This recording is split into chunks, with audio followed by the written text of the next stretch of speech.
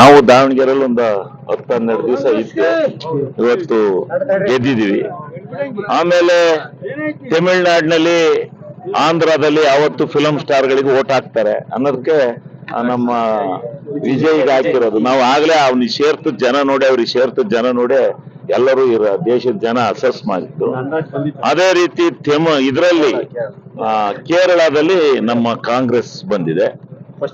ಪಶ್ಚಿಮ ಬಂಗಾಳ ಅದು ವಿರೋಧಿ ಪಕ್ಷ ಅನ್ನ ತೆಗಿಬೇಕು ಅಂತ ಹೇಳಿ 5 ವರ್ಷಗಳ ಸತತವಾಗಿ ಮಮತಾ ಬ್ಯಾನರ್ಜಿ ಅವರನ್ನ ಇಕ್ಕಟ್ಟಿನಲ್ಲಿ ಸಿಕ್ಕಿಸಿ ಅವರನ್ನ ಮಾಡಿದ್ದಾರೆ.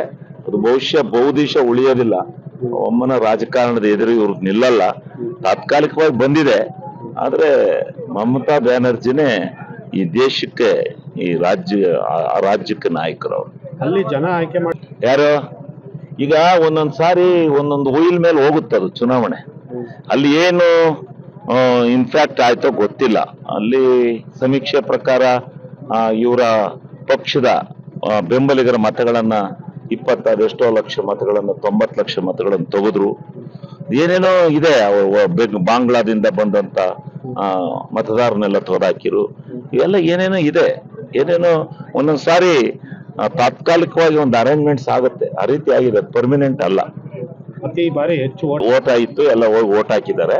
ಒಂದು ಬದಲಾವಣೆ ಬಯಸಿದ್ದಾರೆ ಅಂತ ಕಾಣುತ್ತೆ. ದಾವಣಗೆರೆಯಲ್ಲಿ ಮುಸ್ಲಿಂ ನಾಯಕರು ಹಿನ್ನೆಲೆ ಏನು ಇಲ್ಲ.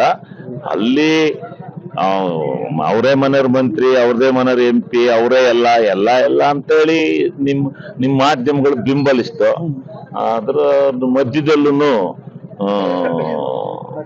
ಗೆದ್ದಿದ್ದಾರೆ. ಎಲ್ಲ ಒಂದೇ ಮನೆಗೆ ಅನ್ನೋದೊಂದು ಇತ್ತು. ಅದೇನು ಕೌಂಟ್ ಆಗಿಲ್ಲ. ಅವರ ಮನೆತನ, ಅವರ ಊರಿ ಮಾಡಿರೋ ಸೇವೆ ಇದನ್ನ ಪರಿಗಣನೆಗೆ ಆಗಿದೆ. ಮುಸ್ಲಿಮ್ಸ್ ಬಾಂಧವರು ನಮಗೆ ಅತಿ ಹೆಚ್ಚಿನ ಮತನ ಕೊಟ್ಟಿದ್ದಾರೆ.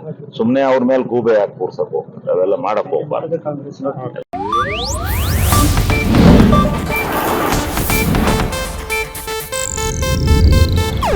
ಇದು ಏಷ್ಯಾನೆಟ್ ನ್ಯೂಸ್ ನೆಟ್ವರ್ಕ್ ಪ್ರಸ್ತುತಿ.